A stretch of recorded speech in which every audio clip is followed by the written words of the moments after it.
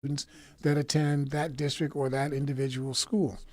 Now, this saying that students are not doing well in a particular school doesn't mean that you're attacking the teachers or the administrators. It just means that in school A, 60% of the students are, you got a spider on your camera there, 60% of your students are doing right where your hand was. Yep. 60% of your students, don't worry, it crawled inside your machine. 60% of your students are at grade level in school A, and in school B, 30% of the students are at grade level. That would suggest to you that there is something different going on at school B than going on in school A. Your goal then would be, as a state, to send people in and talk to people in that school district and, try to figure out what's going on. What's different? Is it because the student populations are different? Is it because the teaching strategies are different? Is it because there was a cholera outbreak, in the school that year? I mean, you want to figure out what's going on. That's what you use these state tests to allow you to be able to do so that you can do your job as the state education department of your individual state. That's what standardized testing is for. Now, they started to weave in something unique. The idea that, wow, if students are doing really poorly and other students who look similar are not doing so poorly, maybe there's something wrong with the instruction that the students are getting. Maybe the instructors aren't as good in that school as the instructors are in another school. Or maybe there are small sets of instructors in an individual school who are not as good as they need to be.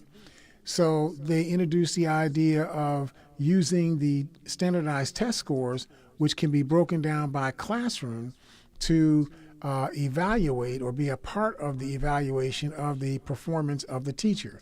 Like you make cars and, you look and see, gee, Emmanuel made those wheels, and those wheels work pretty good.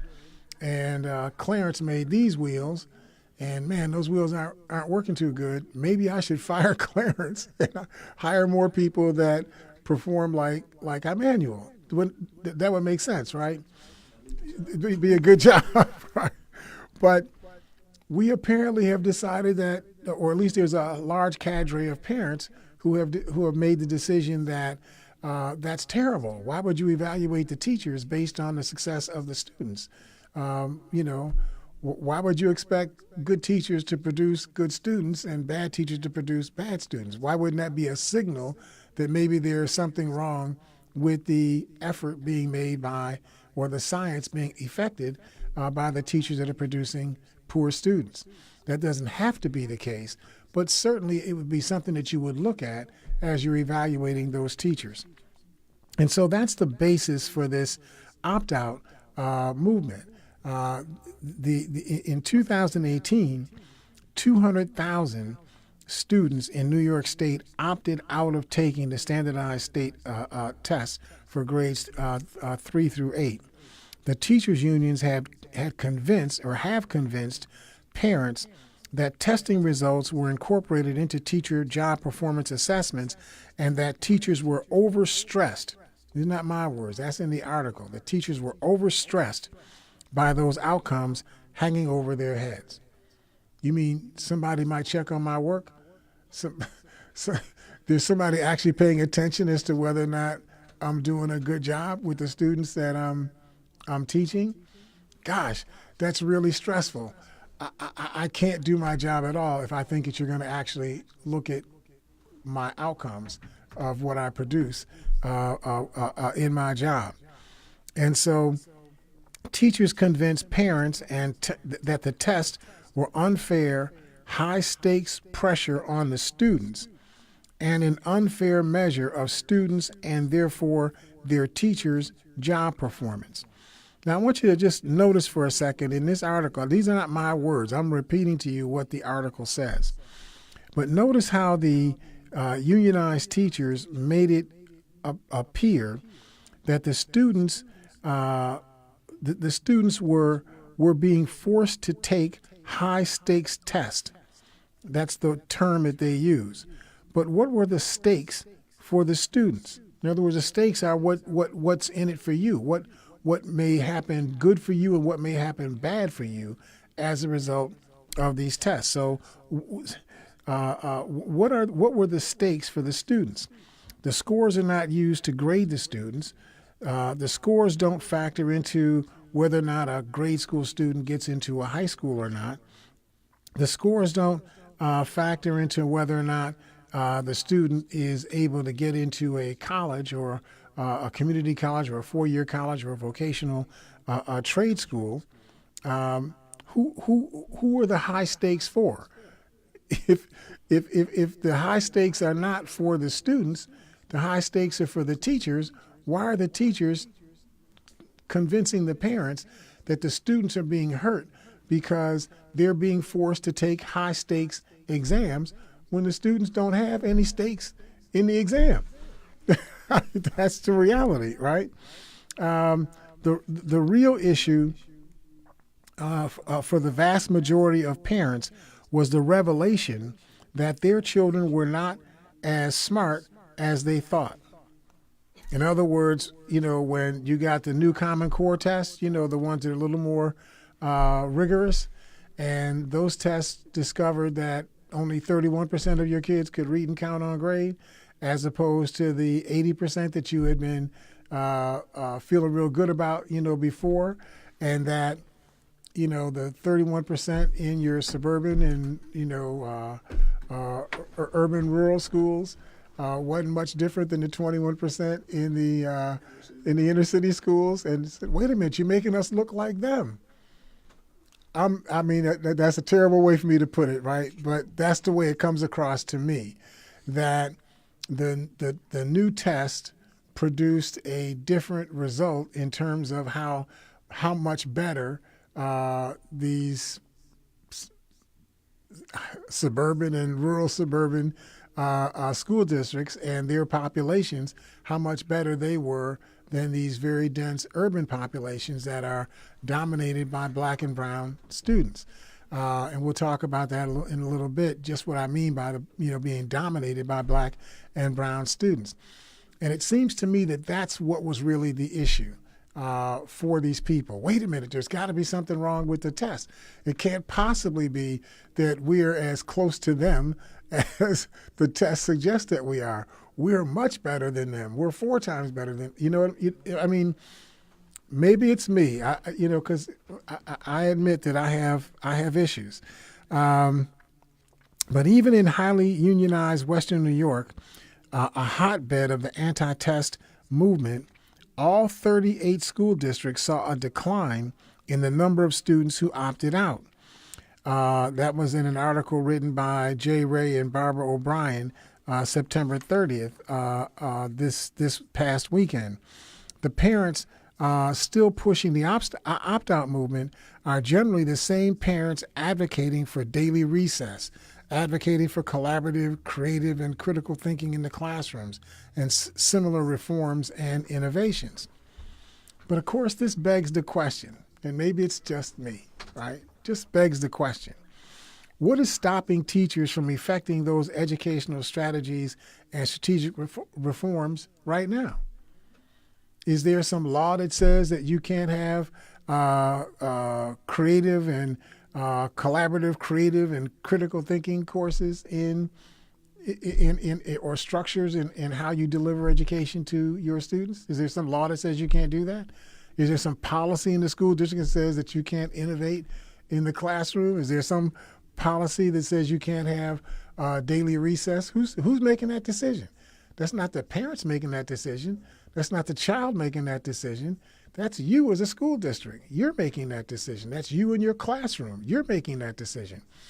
If students need to be grouped together into small groups of 3 or 4 kids to a group and have learning pods so that 2 students not only learn the course material in a classroom setting, but they also get to learn from each other. They sort of take on each other's responsibility for developing each other in their learning pod. That tends to get students to be able to talk about something to other students in language that's accessible for other students. They talk about it in their terms. So 8th graders talk about it in 8th grade terms, 3rd graders talk about it in 3rd grade terms, and so on. Those kinds of tactics tend to work toward mastery education, all kids learning everything all the time. And so it seems to me, how are we doing on time? Okay. So it seems to me that this is a impediment that does not actually exist. You're pretending as if something is going on that's not really going on. So listen, why don't we take our first break, and then let me really get into this part of our subject. You all stick with us. We will see you on the side of the break here at Living Now, Living Right Now. Do you want to increase your home's value? Do you want to lower your energy bills? Are you in need of affordable financing for your next home improvement project? The CAO Home Improvement Resource Program can help. Just come to their monthly HIRP orientation session every second Wednesday of the month at 564 Dodge Street, Building 400. HIRP staff will help identify the resources you need to get financed, and they'll even help you with completing your application. You won't know what you qualify for until you call them today at 881-6543. That's 881-6543. Learn about all the home improvement programs you may be eligible for and ask about the affordable financing program that can help turn your house into your dream home. Call 881-6543 for more info. It's the Home Improvement Resource Program, restoring value to neighborhoods across Erie County, one house at a time. Brought to you by the Community Action Organization of Erie County. All right, welcome back to Living Now here at WFO Power 96.5 FM on your dial. I'm here with Emmanuel Radford, who's doing the live streaming of the program. You can type in Facebook and then type in Living Now on your search engine, and you'll be able to participate in the program. I think if a caller hanging on, let me grab that caller before I get too far into my subject. Let me get to my caller. Hi, caller, are you there? Yes, good morning, Mr. Hey, Hare. Mother Dora, how you doing? Well, I'm doing pretty good. I always enjoy Sundays because that's when I really take time to relax. A real day of rest, right? And that's difficult to do with everything else that's on my plate. Yep. But I'm glad that you're talking on this today. I did read the article in the news about the results of the state assessment test, and the fact that black children and Latino children are behind. But, you know, I was later that day, I was listening to Dr. Naeem Akbar. As you know, he is a renowned psychologist and historian, and he spoke on a lot of these issues when it comes to the education of our children. The name of the theme of his topic was the power of education. And he specifically talked about teachers, and when it comes to students of color, there's a lot to be desired, that we don't always get the teachers that are really trying to teach our children, that they have this attitude of they already look at our children as not being able to learn. So it's low expectations from teachers as well. And I don't want to go on and on it because it's what I plan to do. I'm going to play parts of his message on my radio show because I think people really need to hear it. He also included that we need to have teachers in the classroom that look like the students, and that's a real problem. He also spoke about the lack of teaching our history. So it's an excellent DVD, and matter of fact, I'm having it converted to CD so that I can play part of it on my radio show probably in another few weeks. And then I just wanted to announce, Mr. Hare, I have another $100 essay contest. And I just took the flyers to the Meriwether Library, so anybody who's interested, you can go to the library. It's also in the Criterion newspaper, and I sent an announcement to the Challenger. But it's $100 for adults, and the theme is education in Buffalo. Now, I don't want people to get scared when they look at the flyer because I have listed 8 things for people to respond to, but they can choose 5 of the 8 to talk about in their essay, and the deadline is October 27th by midnight. Okay. So I wanted to get it out there early because there's a whole lot that they're going to have to respond to. And just quickly, I included on there some ideas from them on how we can increase the number of African American teachers in the schools, especially black male teachers. Yep. So there's a lot in this essay contest. It will cause people to really think about what's happening in our schools, and hopefully we'll get some outstanding essays, and somebody will win that $100. All right. That's the first place prize. The second place is $50, and the third place is $25. And I sponsor these contests, Mr. Hare, just to get people thinking, because some people may be uncomfortable in calling into a radio show, but they have a lot of ideas, and they want to comment on things, and some people do it through writing. So that's why I'm doing this. I just wanted to share that with the community, and I'll hang up and listen to the rest of your show. Outstanding. Thank you, Mother Doyle. And, of course, that's a good way to inventory a lot of ideas, you know. So you get 100 people that, say, do the essays. You may pick up, 10, 15, 18 ideas that are usable ideas that people had not been working on before. So it's really a good way, a good tactic to sort of get intelligence from our own community about what could and could not work for us. And so I guess my big takeoff on this thing about this testing is the idea that this is high stakes testing for the students, when in fact the students don't have any stake in the test at all, other than obeying their teachers and taking the test. The test to help the school district understand what is going well and what's not going well academically in the core disciplines of English language arts and math skills. It helps the districts, it helps individual schools to understand that, even though you don't get to help until 5 months after you tested the students. So if you're in the third grade and it's April, you already took the test, but you don't find out that you didn't do well on the test until September. Well, either you made it to the fourth grade or you didn't. Right? That horse is already out of the barn, right?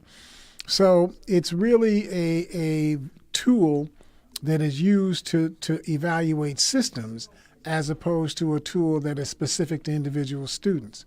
So this idea that students shouldn't take the test because it's high stakes is a fake idea. This is something that somebody is seducing us into believing that is not in fact the case.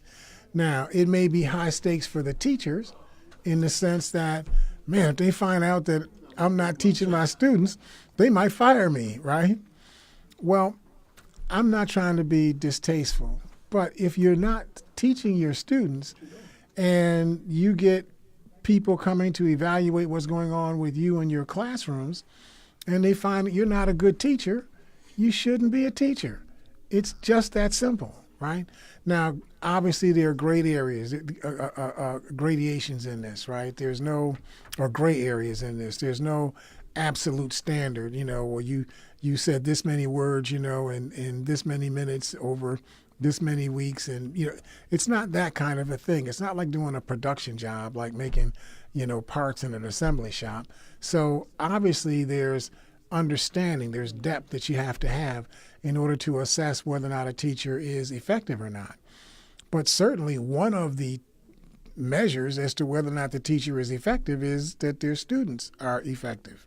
That's just, maybe it's just me, but it just makes sense to me that would be a part of the show, right? The Every Student Succeeds Act, which succeeded the No Child Left Behind Act, ultimately kept the testing model in place. Since then, at least, some of the steam has gone out of the opt-out movement in states like New Jersey and New York State, which were sort of hotbeds of anti-testing fervor. These are states, of course, that are highly unionized. Some of the biggest skeptics of annual standardized testing have taken a break from what was a big push to reduce the number of federally required tests, and they don't expect there will be another opportunity for a rollback in federal testing mandates for quite a while, because the Every Student Succeeds Act is a 5-year piece of legislation. So you've got at least 3 more years of that legislation to go forward before there is an opportunity to change the federal law. So the likelihood is that there's not going to be a whole lot of effort, on changing the law right now, because there's no vehicle to do that with. But you can expect it will come back, in a couple of years. We'll be back having the same conversation again. The idea of shifting teacher evaluations away from test results to me is the other side of the coin in terms of this issue or opposition to standardized testing. How would you evaluate a teacher if you didn't look at their test scores? What would be the other things that you would look at? So if it's me, I look at attendance. If I see kids significantly more than kids in other classrooms, kids aren't coming to school who are in your classroom.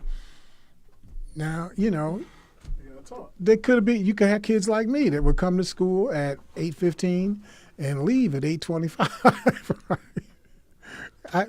I had issues. Okay, so that would they didn't have breakfast in those days, right? So that wouldn't be your fault, right? You would then go to the records and say, well, yeah, Nate showed up to school every day, but he never stayed that long. He always found something else to do with his time. So you wouldn't judge the teacher negatively because I would leave school, on my own to go play hooky and whatnot. But if you found that I'm coming to school every day and I'm doing the homework every day, I'm taking the quizzes and the tests every day, but I'm not doing well on those measures, then you would say, well, what kind of support are we giving Nate to help him figure out what he's missing and help him learn what he seems to not be learning in this particular class, right? And then you respond to that. Now, that has to be led by the teacher. You're the one in the classroom. You can't expect the principal to know what's going on in your classroom. You have to be the one to say that, well, I need Nate to be kept after school for an hour and a half, on Mondays and Wednesdays so that I can make sure that he understands that the associative principles or the cumulative principles of an equation, and so on, right? I need for him to get that because I got other stuff I'm trying to teach him, and I can't teach him that unless he gets this, right? And so on. You follow? That's what I'm saying are things that you can do to assess students, and that's how you assess teacher effectiveness. If a teacher is responding to those learning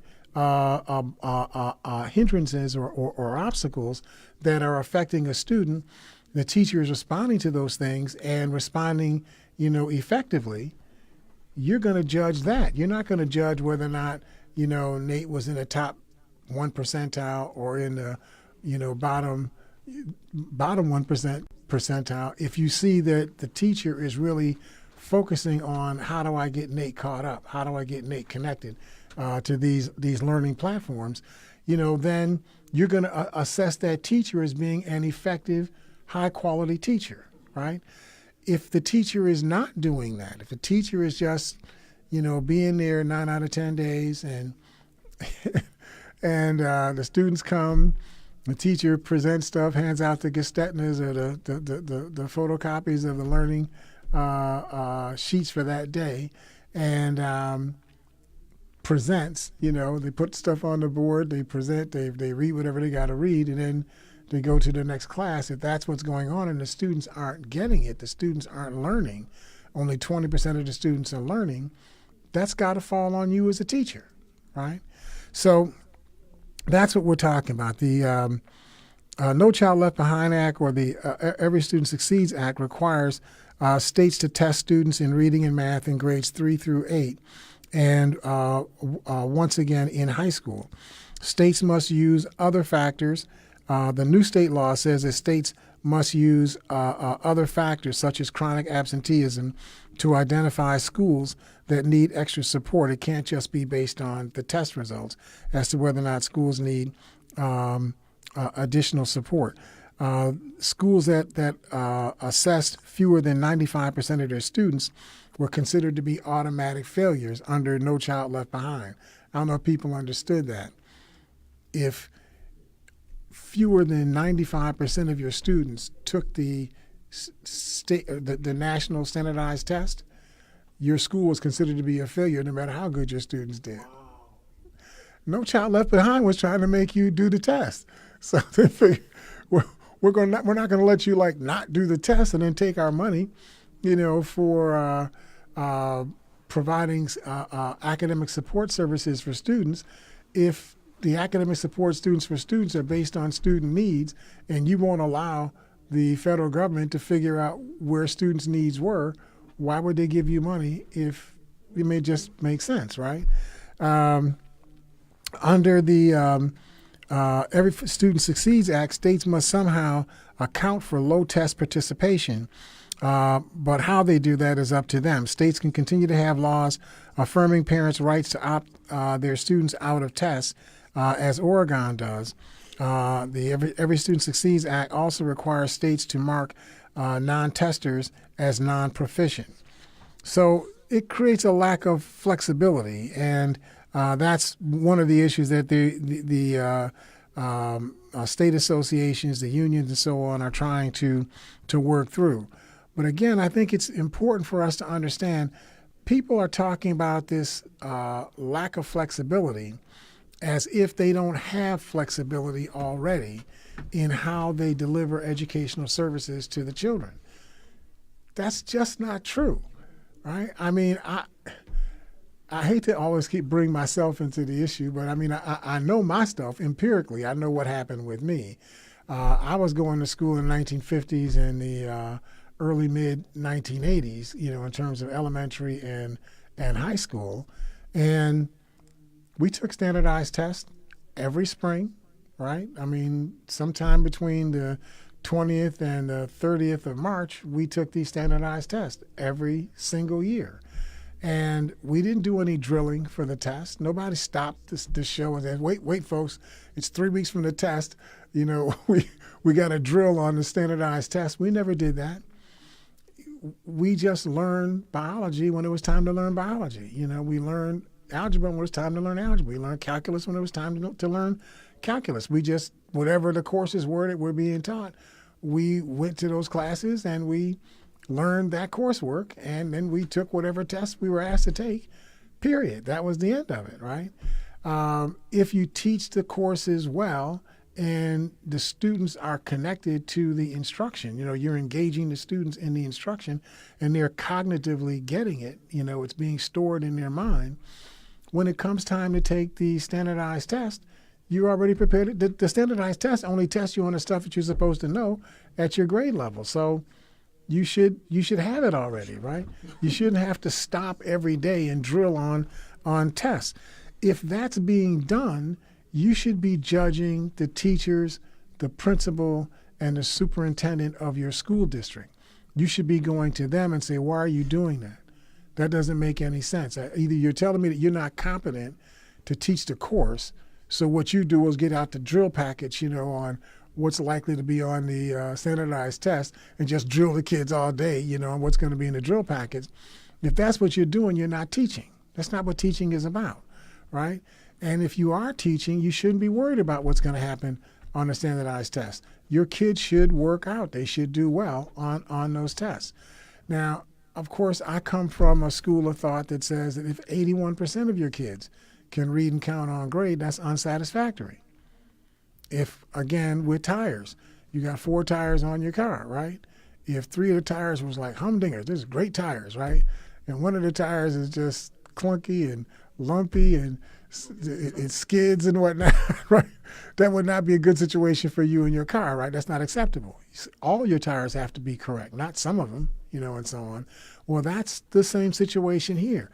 I expect all of the kids to be able to read and count on grade. They should all be able to count. They should all be able to read. They should all be able to write. They should all be able to communicate. All of them, all of the time. I expect by the time a kid gets to be in the 10th grade, this kid knows 55, 65,000 different words. If you put those words in front of this child would know what those words meant. And that's not great because you probably should know more like 240,000 by that age, but you should at least know 60, 65,000. How do you have a child come to school, knows 400 or 500 words, and you let that child get out of kindergarten without knowing at least 2,000 words? How does that even happen? See, it's because your focus is wrong. Your focus is on you as the district or as the school, as the classroom teacher, focusing on what you present. That's not what it's about. It's about what you're able to get the kids to do. If the kids can't do it, doesn't matter what you presented. If they can't do it, then they're not growing. They're not turning into who they have to be, right? So, Emmanuel, I know you haven't been that far away from school. You've been in school much more recently than me. But does that make sense to you? Yeah, that makes total sense. It's like instead of the teacher teaching you the course, they just preparing you for a test. Right. And in a 2-week span, and now you cramming instead of from September to whenever the test come, you learning. Now in the 2 weeks of March, you got to cram. You know what it reminds me of? You know when we started getting into this issue of African-centered education in schools in the 1960s, 1970s, that became like a big deal, and now we have African history departments in schools, and so on. But when you look at the curriculum that supposedly is an African-centered curriculum, it's very lean, number one. And number two, it tends to be a black first, black facts type of a curriculum. In other words, it tells you there was this black person that did this thing. He was the first black person to do this thing. This was the first black person who ironed a shirt. This was the first black person, who rode a bus, and so on, right? So it's either a black first or it's a black facts, Benjamin Banneker was a really cool dude, he was a mathematician, and he's the guy that laid out, Washington, D.C., et cetera, right? So you get those kind of black facts. But it doesn't provide you with a schema of your history. It doesn't tell you how you came to be. So, for example, I wrote a book called The Role of the Church in the African American Rise to Freedom. And through this text, you can see that there are many currents of what brings African people together in the same, continuum of their development as a group of people. But the church role in that, you can see it all the way from the 1600s all the way through to today. And you can actually characterize the movement in having different characteristics, over the course of time. That's what I mean by you being able to use the facts of history, to use the facts of history in order for you to understand the history of the people. So having facts is fine, but it doesn't give you a context. It doesn't give you a framework to understand, what really is going on.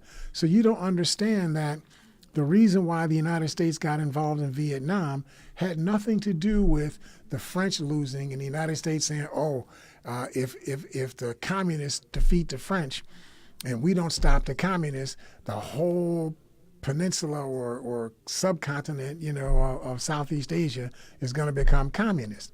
That wasn't the deal. That wasn't the deal at all. The British, I know it's what you were taught in school, but they were lying to you. The British had the first sphere of influence over there, boxing with the Chinese and the Japanese. And then the French took over because the British weren't able to sustain that long supply chain. I know we got to take our break. In fact, let me come back to that in a second. Let's take our last break, and then we'll get back to our subject. You all stick with us. We will see you on this side of the break here at Living Now, Living Right Now. Do you want to increase your home's value? Do you want to lower your energy bills? Are you in need of affordable financing for your next home improvement project? The CAO Home Improvement Resource Program can help. Just come to their monthly HIRP orientation session every second Wednesday of the month at 564 Dodge Street, Building 400. HIRP staff will help identify the resources you need to get financed, and they'll even help you with completing your application. You won't know what you qualify for until you call them today at 881-6543. That's 881-6543. Learn about all the home improvement programs you may be eligible for and ask about the affordable financing program that can help turn your house into your dream home. Call 881-6543 for more info. It's the Home Improvement Resource Program, restoring value to neighborhoods across Erie County, one house at a time. Brought to you by the Community Action Organization of Erie County. All right, welcome back to Living Now here at WFO Power 96.5 FM. This is L. Nathan Hare, your host here with Emmanuel Radford. And so I was trying to give a sense of how you have to be able to teach the sense of things in addition to being able to teach the facts of things, if that makes sense.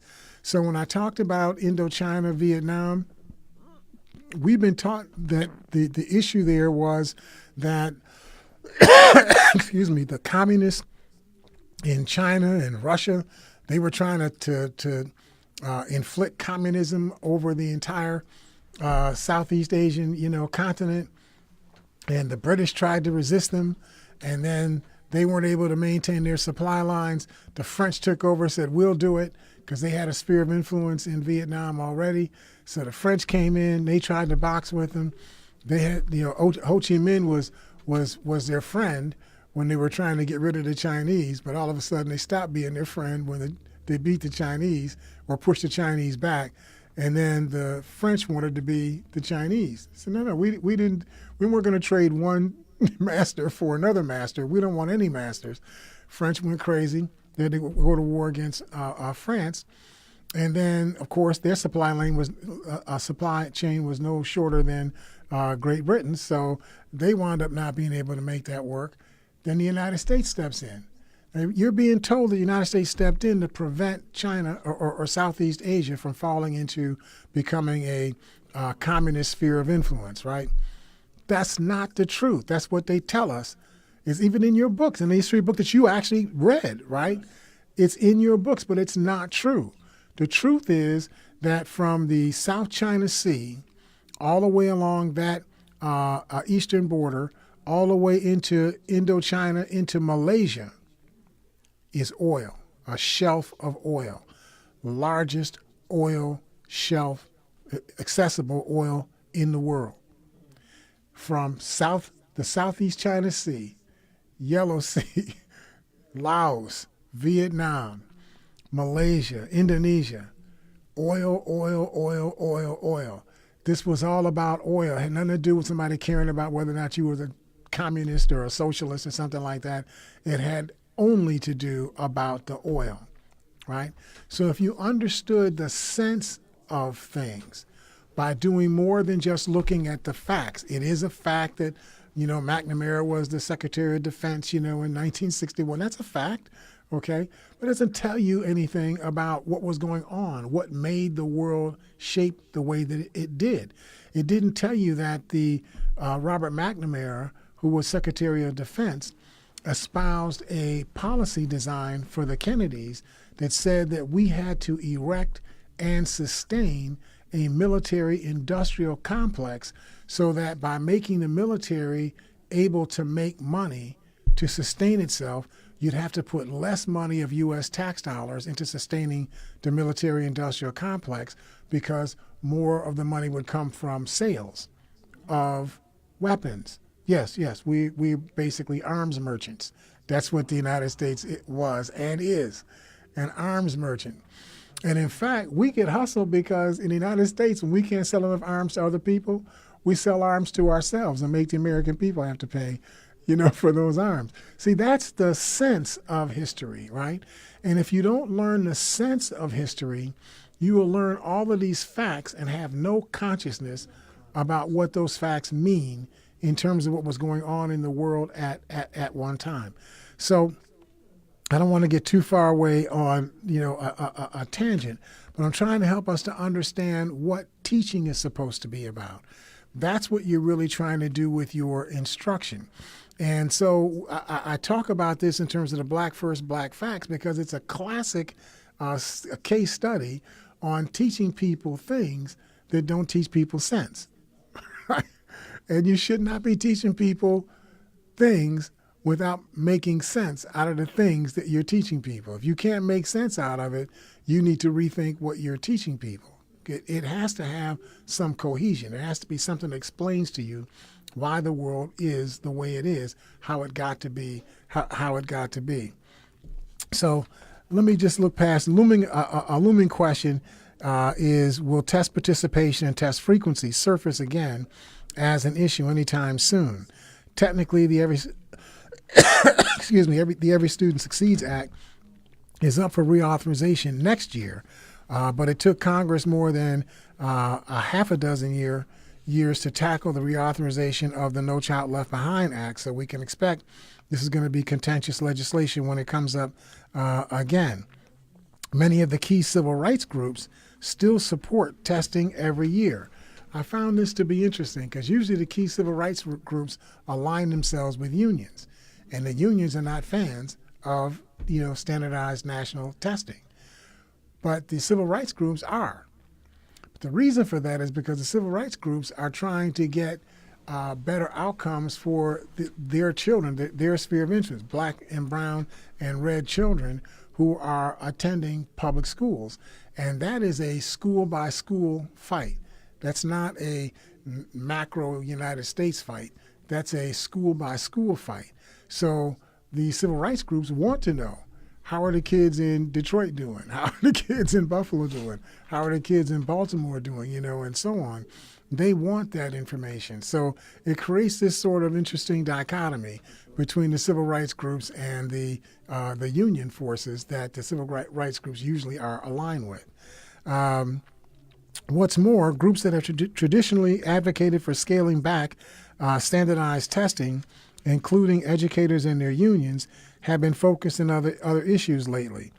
This is what now remember, all of this talk has been about how this standardized testing was hurting the kids, right? Terrible thing for the kids. On the side, oh, and by the way, they're also evaluating us, right? Well, here's what the article goes on to talk about. It says that not only have these groups, including educators and their unions, been focused on other issues, the Trump administration's proposals to slash the budget of the U.S. Department of Education and slash teachers' pay. That's the big issue in front of these unions right now. So that tells you that all this time, all this opt-out stuff, all of this, ban the test, and all that, because it was hurting the students, it was really because they thought that the test results, the use of the test results, was going to hurt the teachers and school administrators across the country. Now we see that since there's no traction on changing the Every Student Succeeds Act, that won't begin again until the late part of next year, they're focused on other issues. Are there other issues about how do we teach students better? No. The issues are about how much money is going to go into the state education department and how much money is going to go into teachers' pay. Now, I'm pulling that from an article, so that could be the bias of the person who wrote the article, Ms. Klein. But it does sound like that's what we're talking about, right? Now, there's a big momentum against standardized testing. Now that there is big momentum against standardized testing, the teachers' unions reveal their true interest, which is more pay, less work, more benefits, and less accountability. The folks who were unhappy and leading the opt-out movement have other things on their plate, according to Jeff Honig, who is the professor of political science at Teachers College at Columbia University. When it comes to testing, maybe everyone is just taking a breath. Let me just take a quick look at Buffalo. So I didn't have time to take all of the school districts into account, so I took all of the charter schools into account, compared them with Buffalo, and compared them with a few of the schools that were in the early alphabet, of this report. And interestingly enough, as I went along this, I found that in terms of growth, Buffalo had a 29.9% growth in the academic performance in English language arts than it had in 2016 than it compared to 2018. And when I looked at the charter schools, I found 3 charter schools that had higher growth than Buffalo. Out of the 11 charter schools, all of the others had lower growth than Buffalo. When I looked at Alden, Akron, Amherst, as Cheektowaga, Clarence, Cleveland Hill, that's as far as I went in terms of doing this comparison, they were having growth rates of 8%, 19%, 4%, 13%, and so on. Buffalo did much better than most of the school districts, the 38 school districts in Western New York. So I talk about that because I think it would be a different feel, a different tactile message to people in Buffalo. With 5 minutes? Okay. A tactile message for people in Buffalo if they heard the results of the test in the context of 38 school districts in Western New York, Buffalo did better than all but 3 of them in their growth in academic achievement based on the state standardized test. That would give you a much different feeling about what was going on than if what you heard was black and brown students lagging in state education tests, right? See, it's that kind of characterization that I find despicable. Buffalo actually did 30.5% in their English language arts and a little bit less in their math skill makeup. When they talk about these black and brown students, well, they don't give you in the report the specifics on the black students and the brown students per se. They just give you sort of, in terms of by district, they just give you a generalization. You got to go into the actual report itself online and pull that data out. But if you look at a district like Buffalo, there are roughly 33,481 students in the Buffalo public school district, or that make up the Buffalo public schools per se. This does not count charter schools or parochial schools or private schools, just those schools that students that are attending Buffalo schools. 33,481 students. Of that group, 46.05% are black, 19.55% are Hispanic. So black and Hispanic students make up 66% of the entire district. Interestingly enough, the rest of the district, 14% of the other 30% in the district, are made up of other minorities. They're Native Americans, they're immigrant people of color, Asian, Pacific Islanders, and so on. And Caucasian students in the Buffalo School District only make up 20.4% of the population. Basically, 80% of Buffalo school population is minority, and 20% of Buffalo school population is majority. Now, if you're like me, you probably are asking yourself, how do those words make sense? If you're 80% of something, how does that make you the minority, and somebody else is 20% of something, and that makes them the majority? How does that work? But I'm going to let Emmanuel come with that because he's new on the planet, and he probably has better science about why we talk about things that way. I have no clue. So it is reasonable to conclude that the 30% progress the Buffalo School District has made in its English language arts and math skills proficiency since 2016, 30% for English and 23.3% progress for math, is largely the result of black and brown students improving in their academic proficiency. If they black and brown students make up 66% of the students in the district, and we're seeing significant progress, 30% growth in education performance, unless all the Caucasian students scored 100% on the exam, obviously the lion's share of that growth is growth in the performance of these African people.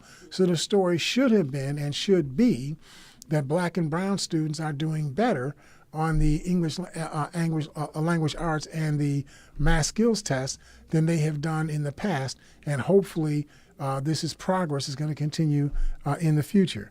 Clearly, there are populations in this country and in our state who have a vested interest in branding black and brown people as inherently less intelligent than Caucasian people.